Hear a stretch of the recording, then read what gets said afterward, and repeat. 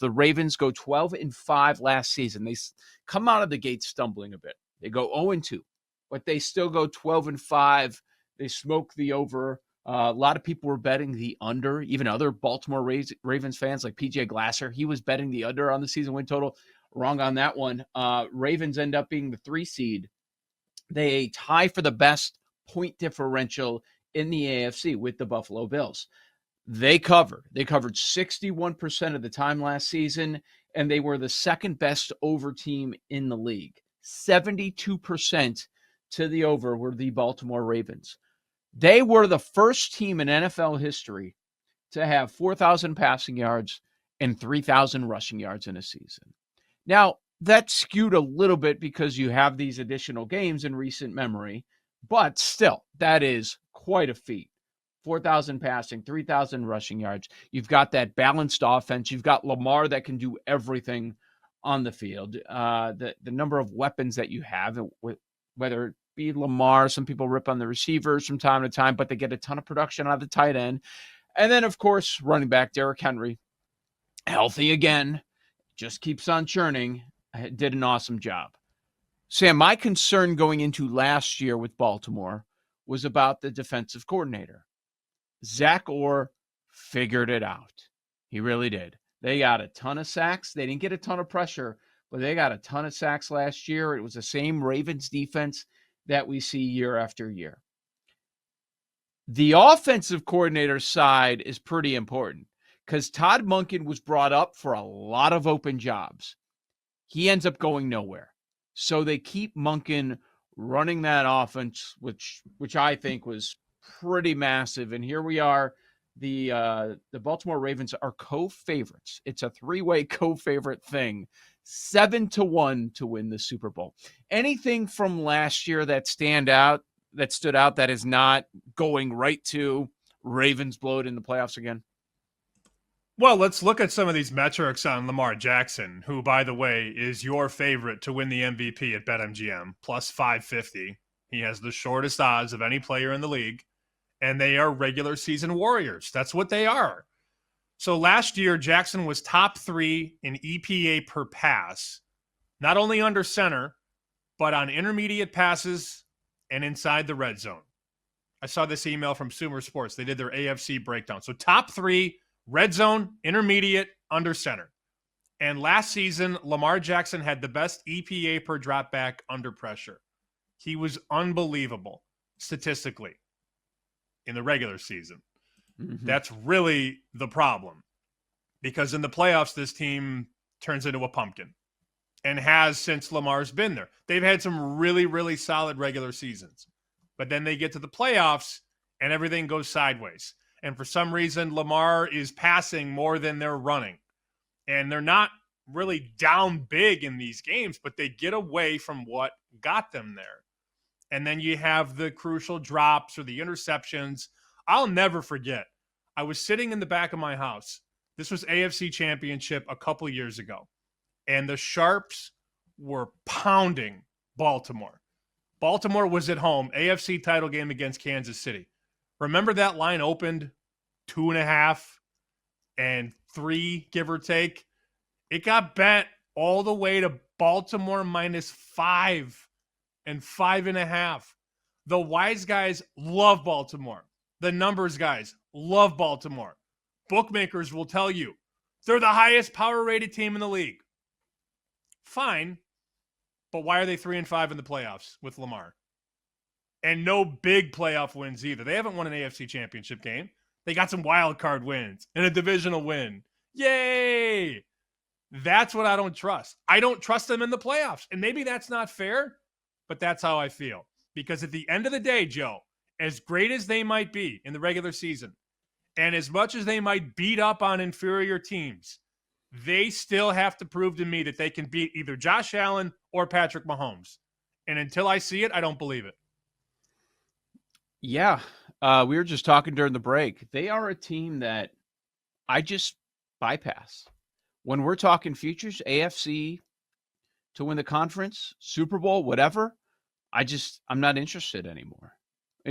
Eventually, they'll probably break through. That's what usually happens. It'll happen, right? Like they're cursed or whatever. They can't do it in the big moment, say whatever you want until they do.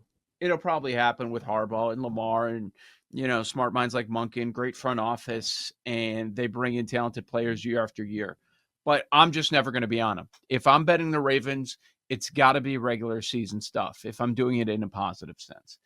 That's when they dominate. They had a good offseason too. Like the defense is strong.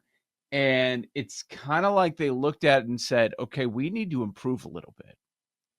They bring in Jair Alexander. The question is always health with him. But when healthy, he's awesome.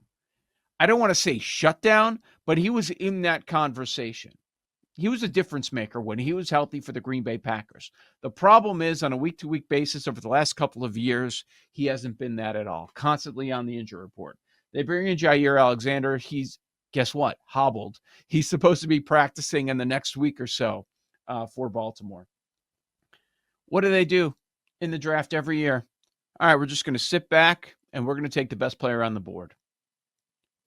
They got the best safety that was in the draft sitting at 27.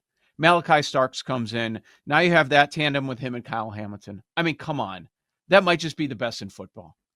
They just add talent year after year.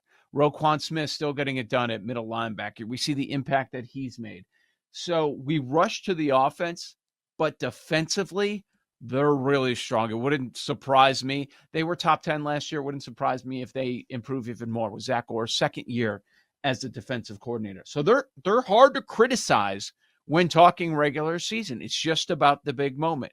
I mean, would it surprise you in any way if we're getting ready for the playoffs and it's the Ravens with the 1 seed?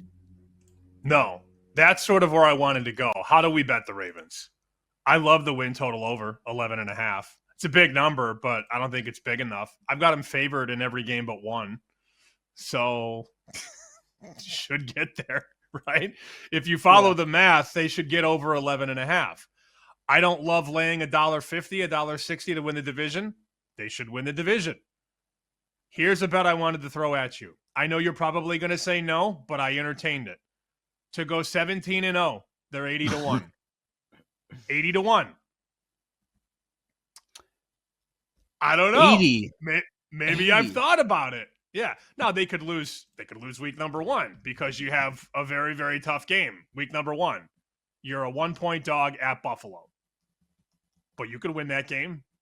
And then if you win that game, the 80-1 goes down to 55-1 because you're going to be favored all across the board.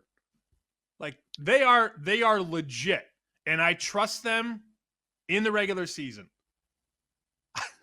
They'll go 17-0 and lose the home game in the playoffs. All 4 losses last year, 1-score games.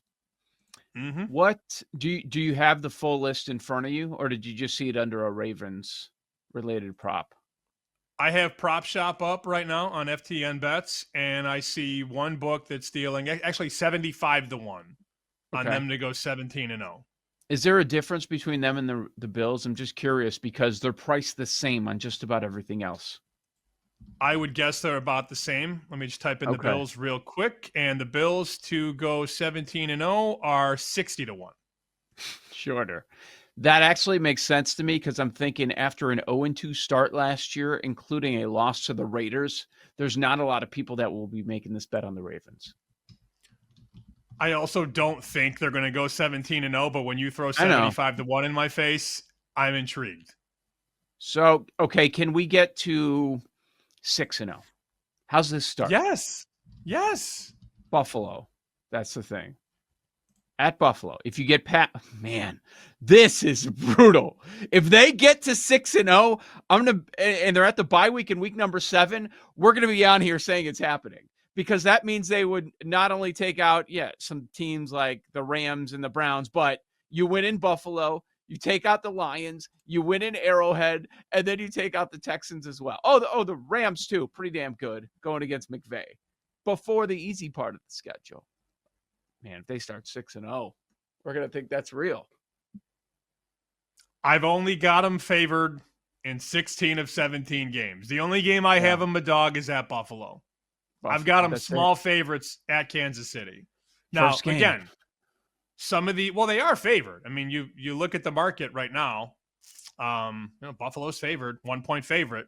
So that lines up with what I have, because I have them almost numerically equal, but you have to give Buffalo home field. Mm-hmm. I do think, though, Baltimore should be favored at Kansas City. Not that it's going to happen, but I have a nice gap, because my 1, 2, 3, it's basically 1A, 1B. Baltimore's 1, then Buffalo. Philly is 3, and Kansas City is 4. But I've got about a 2.5-point gap between Baltimore and Kansas City. So I think that game should be like Buffalo 1 at Kansas City. But you're not going to see many games this year where they're dogs. I think it's going to be 1. That playoff loss to the Bills, is that Lamar? How most people are going to remember it is Mark Andrews probably lost the game, and Ravens fans are probably still mad at him. There were fumbles. It was just a whole mess. It was basically, he got blamed for that loss. After having a great season. I think he had 11 touchdowns? Yeah, 11 touchdowns on the year. I don't know that you can replicate that, but they'll probably find somewhere else where those touchdowns come from. Was Lamar bad? 18 for 25, 254, 2 touchdowns and a pick. He only ran for 39 yards on 6 attempts against the Bills defense. I don't know that that's one of the games that we point and say, that's on Lamar again. Wasn't great, but it wasn't what we've seen in previous years where he just wasn't the same player. I don't have the stats in front of me, but if I remember correctly, I was watching that game on a plane and the Wi-Fi was going in and out. I never thought Lamar was great in the game, but if I can remember correctly, Josh was. Josh was really good in that game.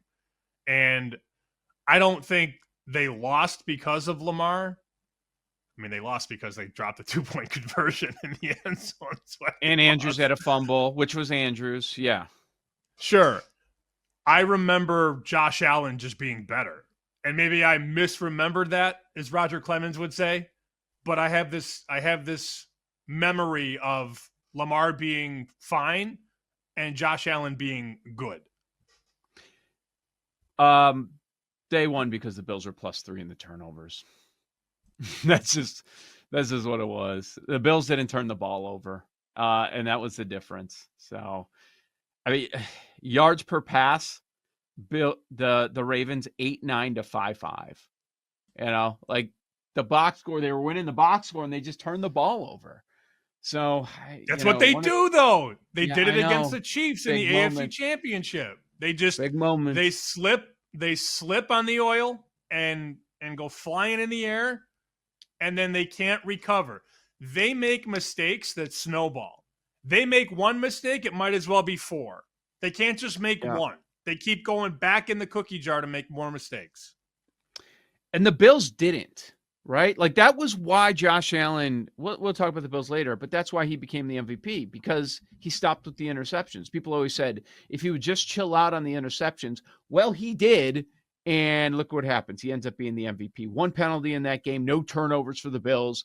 So that's why they end up winning that game. It's hard for me to find a Ravens bet that I like. I'm not doing anything futures-wise.